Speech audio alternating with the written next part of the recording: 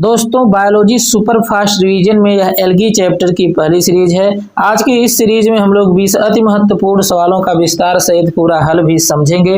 दोस्तों अगर आपको बेसिक नहीं भी क्लियर है तो भी आप हमारे साथ जुड़े रहिए। सवालों का उत्तर बताने के साथ साथ बीच में हम उस सवाल से संबंधित बेसिक भी सारी चीजें बताते रहते हैं।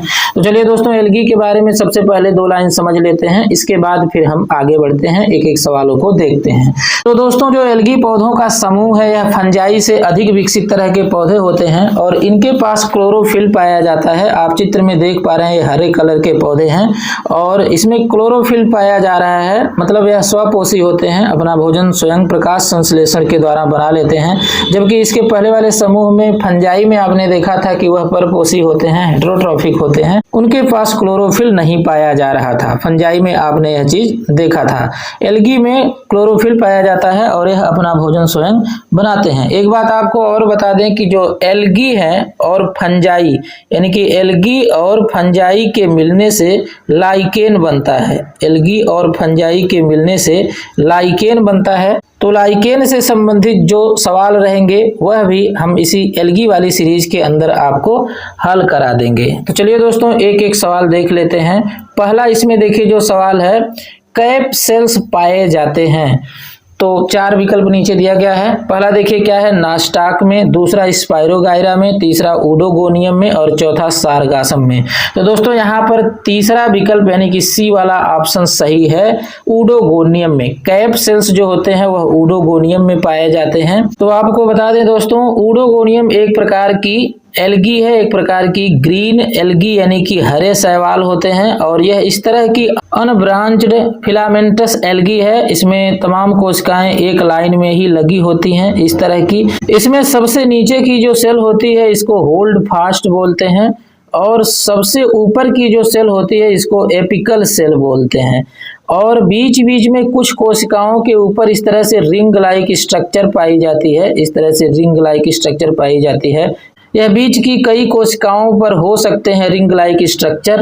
तो जिस कोशिका पर रिंग लाइक स्ट्रक्चर होते हैं जिस सेल पर, उसे कैप सेल बोलते हैं। क्या बोलते हैं? कैप सेल बोलते हैं। जिस पर ये रिंग लाइक स्ट्रक्चर है, जिस पर कैप होता है, इसे कैप सेल बोलते हैं। और कैप सेल जो है कोशिका विभाजन के समय बनते हैं। तो आप क्लियर हो गए, ऊडोगोनियम इस तरह की एक एल्गी है और उसी में कैप सेल्स पाए जाते हैं। तो क्लियर हो गया। नेक्स्ट क्वेश्चन देखते हैं।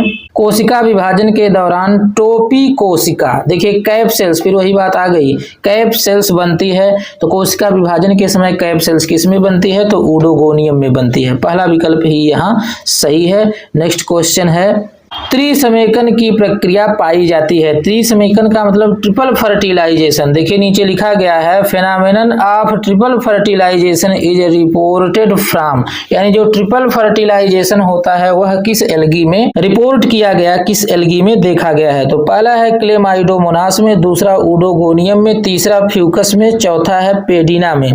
तो दोस्तों आपको बता दें यहाँ पर भी दूसरा विकल्प सही है, यानी कि ऊडोगोनियम सही है।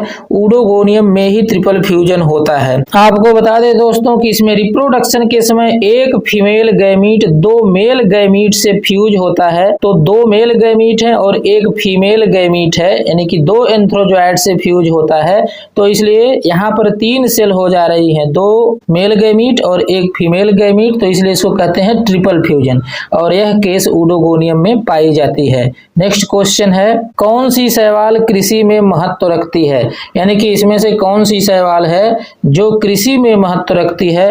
तो इसमें पहला है नास्टाक, दूसरा है ऑसिलेटोरिया और तीसरा है जीलीडियम और चौथा विकल्प में लिखा है ए तथा बी दोनों। दोस्तों आपको बता दें नास्टाक और ऑसिलेटोरिया दोनों जो है कृषि में महत्व रखती हैं, यानी कि दोनों के पास एग्रीकल्चरल इंपॉर्टेंस है, यानी कि एग्रीकल्चर में यह काम आती हैं। दोनों नाइट्रोजन फिक्सेशन का काम करती हैं, यानी कि एटमॉस्फेरिक नाइट्रोजन को जमीन में फिक्स करने का काम करती हैं। तो इसलिए नास्टाक और एसिलेटोरिया को आप इसमें याद रखेंगे। दोनों एल्गी हैं जो कृषि में महत्व रखती हैं। नेक्स्ट क्वेश्चन है, निम्नलिखित में से कौन वातावरण से नाइट्रोजन स्थिर करने की योग्यता रखता है? तो नीचे कुछ प्राणियों के नाम दिए गए हैं जिसमें पूछा जा रहा है कि इसमें से कौन है जो नाइट्रोजन स्थिर करने की योग्यता रखता है। तो पहला है एजोला जो कि एक प्रकार का टेरिडोफाइट्स है, दूसरा है ई कोलाई एक प्रकार की बैक्टीरिया है, तीसरा है साइनोबैक्टीरिया जो एक प्रकार की ब्लू ग्रीन एल्गी है, और चौथे विकल्प में दिया गया है एजोस्पाइरिलम, यह एक प्रकार की बैक्टीरिया है। तो दोस्तों आपको बता दें कि जो एजोला एक प्रकार का टेरिडोफाइट्स है, यह भी जो है वातावरण से नाइट्रोजन को स्थिर करने का काम करता है। बाकी जो ई कोलाई बैक्टीरिया है, यह आंत में पाया जाने वाला बैक्टीरिया है। यह नाइट्रोजन फिक्सेशन का काम नहीं करता है। यह वार्म ब्लडेड एनिमल की आंत में पाया जाता है जो विटामिन का प्रोडक्शन करता है, और यह gram positive rod shaped bacteria है। यह नाइट्रोजन फिक्सेशन का काम नहीं करता है, यानी कि यह नहीं हो सकता है। बाकी जो साइनोबैक्टीरिया यानी कि ब्लू ग्रीन एल्गी या फिर BGA हैं, यह भी नाइट्रोजन फिक्सेशन का काम करते हैं, यानी कि नाइट्रोजन स्थिर करने का काम करते हैं। बाकी चौथे विकल्प में जो एजोस्पाइरिलम है, ये भी नाइट्रोजन फिक्सेशन यानी नाइट्रोजन स्थिर करने का काम करते हैं। तो यहाँ पर पहला, तीसरा और चौथा सही है। तो देखते हैं कौन विकल्प इसमें सही हो रहा है। तो पहले में पहला, दूसरा और चौथा दिया है, तो ये तो गलत हो गया। दूसरे में दूसरा और तीसरा दिया गया है, तो ये भी गलत है। तीसरे में पहला, तीसरा और चौथा दिया गया है, यही इसमें तीसरा विकल्प यानी कि सी वाला ऑप्शन सही है। अगला क्वेश्चन है, इनमें से कौन सा शैवाल समुद्री पानी में बहुत गहराई में मिल सकता है? तो कुछ शैवालों के जो समूह हैं, जो शैवालों के वर्ग हैं, उनके नाम दिए गए हैं और पूछा जा रहा है कि इसमें कौन से शैवाल हैं जो समुद्र में अधिक गहराई में रहते हैं। तो पहला है लाल शैवाल यानी कि रेड एल्गी, दूसरा भूरी शैवाल यानी कि ब्राउन एल्गी, और तीसरा हरित शैवाल ग्रीन एल्गी, और चौथा सुनहरी शैवाल यानी कि गोल्डन एल्गी। तो दोस्तों इसका एक क्रम होता है, जो सबसे गहराई में शैवाल पाए जाते हैं वो रेड एल्गी होते हैं, उससे थोड़ा ऊपर यानी कि मिडिल में जो पाए जाते हैं वह ब्राउन एल्गी होते हैं यानी कि भूरे कलर के शैवाल, और जो सबसे ऊपर पाए जाते हैं वह हरित शैवाल यानी कि ग्रीन एल्गी होते हैं। तो यह एक क्रम है, आप इसे याद रखेंगे। इसमें पूछा जा रहा है कि समुद्री पानी में बहुत गहराई में कौन से शैवाल पाए जाते हैं? तो यहाँ पर रेड एल्गी सही होगा, यानी कि पहला विकल्प सही है। लाल शैवाल जो होते हैं वो सबसे अधिक गहराई में पाए जाते हैं। अगला क्वेश्चन है, शैवाल सहचर्य में पाया जाता है। इंग्लिश में आप इसे समझें तो क्लियर हो जाएगा। Algal association is found in, यानी कि एल्गल एसोसिएशन किसके साथ पाया जाता है? तो साइकस की सामान्य जड़ के साथ, साइकस की कोरेरॉइड जड़ के साथ, तीसरा है साइकस की पत्ती, और चौथा है साइकस की रैकिस में। तो दोस्तों यहाँ पर दूसरा विकल्प सही है, साइकस की कोरेलॉइड जड़ में, यानी कि कोरेलॉइड रूट्स ऑफ साइकस में शैवाल पाए जाते हैं, ब्लू ग्रीन एल्गी पाए जाते हैं साइकस की जड़ में। साइकस में दो जड़ें होती हैं, एक सामान्य जड़ होती है और एक अलग जड़ होती है जिसमें एल्गी पाए जाते हैं, तो उसे कोरेलॉइड रूट्स बोलते हैं, और जड़ में इस जोन को एल्गल जोन कहते हैं। तो साइकस की कोरेलॉइड रूट्स में शैवाल पाए जाते हैं यानी एल्गी पाए जाते हैं, आप इसे याद रखेंगे। यहाँ पर दूसरा विकल्प सही है। अगला क्वेश्चन है, साइकस के कोरेलॉइड जड़ों में निम्नलिखित कौन सी शैवाल पाई जाती है? तो यहाँ पर पूछा जा रहा है कौन सी शैवाल है जो साइकस की जड़ में पाई जाती है। तो पहला है ऑसिलेटोरिया, दूसरा है एनाबीना, तीसरा है साइटोनीमा, चौथा है वाल्वाक्स। तो अभी मैंने आपको बताया है कि ब्लू ग्रीन एल्गी यानी कि BGA पाए जाते हैं साइकस की कोरेलॉइड रूट में। तो यहाँ पर एनाबीना जो दूसरा विकल्प है यही सही है, क्योंकि एनाबीना ही कोरेलॉइड रूट्स में पाई जाती हैं। तो किसके रूट्स में? साइकस की रूट्स में। अगला क्वेश्चन है, शैवालीय क्षेत्र इसके विशेष लक्षण है। इंग्लिश में देखिए क्लियर हो जाएगा। Algal zone is characterised by, तो पहला है नॉर्मल रूट्स ऑफ साइकस, दूसरा है रूट्स ऑफ पाइनस, तीसरा स्टेम ऑफ साइकस, चौथा है कोरेलॉइड रूट्स ऑफ साइकस। तो अभी मैंने आपको बताया है कि साइकस के रूट में जहां पर एल्गी पाए जाते हैं उसको एल्गल जोन कहते हैं और उस रूट को कोरेलॉइड रूट्स कहते हैं। तो यहाँ पर चौथा विकल्प यानी कि डी वाला सही है, कोरेलॉइड रूट्स ऑफ साइकस को ही एल्गल जोन कहते हैं। नेक्स्ट क्वेश्चन है, अधिकतर लाइकेन्स में कवक सहयोगी सदस्य होता है। आपको मैंने अभी बताया था कि एल्गी और फंजाई के मिलने से लाइकेन बनता है।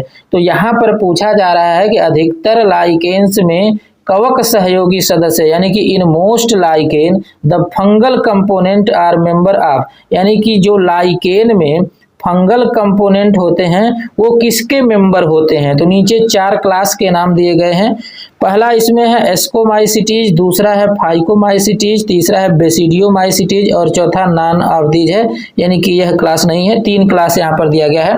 तो इसमें जो पहला विकल्प है वही सही है, एस्कोमाइसिटीज, यानी कि जो एस्कोमाइसिटीज क्लास के फंजाई होते हैं वही लाइकेन बनाने में मुख्य रूप से योगदान करते हैं, यानी कि मुख्य रूप से वही लाइकेन बनाते हैं।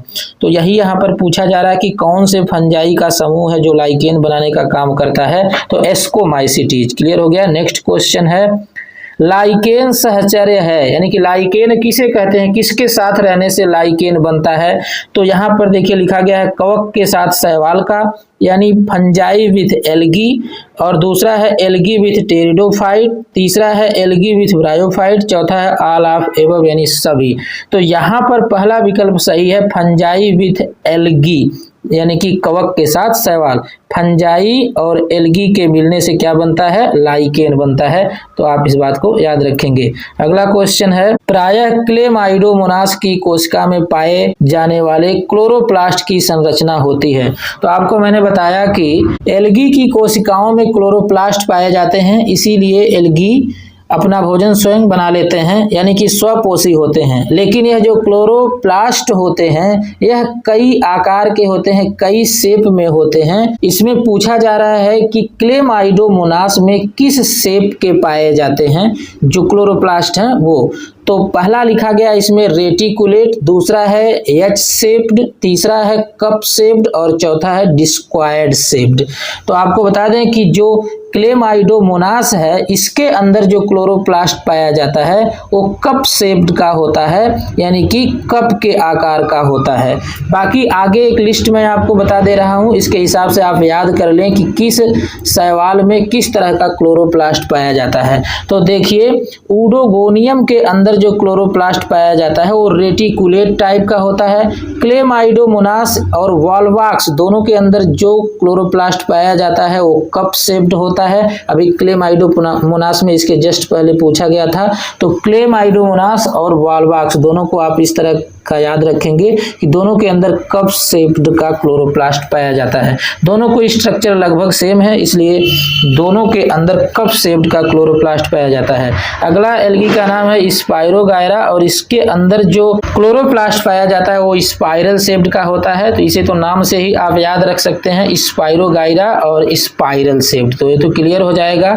अगला है यूलोथ्रिक्स, एल्गी का नाम है और इसके अंदर गिरडिल शेप्ड के क्लोरोप्लास्ट पाए जाते हैं। और आगे जो फंजाई का नाम है वह है वोकेरिया, इसे वाउचेरिया कहते हैं, और कारा। इन दोनों के अंदर जो क्लोरोप्लास्ट पाया जाता है वह डिस्क्वायर्ड होता है, यानी डिस्क जैसा होता है। तो इस सीरीज को आप याद रखेंगे, किसी भी एल्गी का पूछ सकता है कि किसके अंदर किस तरह का क्लोरोप्लास्ट पाया जाता है, आप इसे भी याद रखेंगे। नेक्स्ट क्वेश्चन है, यूलोथ्रिक्स का हरित लवक होता है। अब देखिए यूलोथ्रिक्स में पूछ दिया, तो पहला है स्पाइरल शेप्ड, दूसरा है गिरडिल शेप्ड, तीसरा है बोथ ए एंड बी और चौथा है नॉन ऑफ दिस। तो अभी आपने देखा है कि यूलोथ्रिक्स में गिरडिल शेप्ड का क्लोरोप्लास्ट पाया जाता है। तो क्लियर हो गया। नेक्स्ट क्वेश्चन है, नॉस्टाक एक प्रकार है।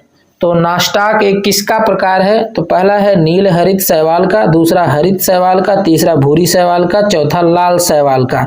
यानी कि जो पहला है ब्लू ग्रीन एल्गी, दूसरा ग्रीन एल्गी, तीसरा ब्राउन एल्गी, चौथा रेड एल्गी। तो नॉस्टाक, एनाबीना, ये सब क्या है, ब्लू ग्रीन एल्गी यानी कि BGA है। यहाँ पर पहला विकल्प सही है। यह क्वेश्चन बार बार TGT PGT में आया हुआ है। नेक्स्ट क्वेश्चन है, लाइकेन एक अच्छा सूचक है। तो लाइकेन क्या होता है, यह बात तो मैंने कई बार बता दिया है कि एल्गी और फंजाई के मिलने से क्या बनता है, लाइकेन बनता है।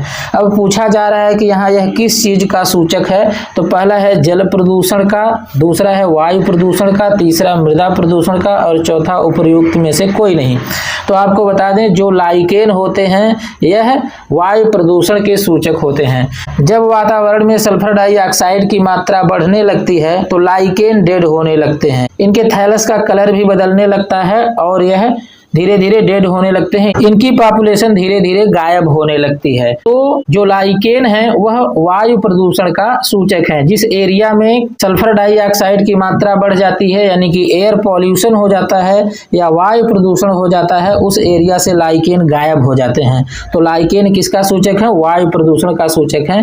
नेक्स्ट क्वेश्चन है सैक यानी कि लाइकेन साधारणतः निम्न स्थानों में नहीं पाए जाते हैं। तो यहाँ पर पूछा जा रहा है कि किस स्थान में लाइकेन नहीं पाए जाते हैं। तो पहला है प्रदूषित शहरों में, दूसरा अनावृत चट्टानों पर, तीसरा पहाड़ियों पर, चौथा वन के पेड़ों की छालों पर।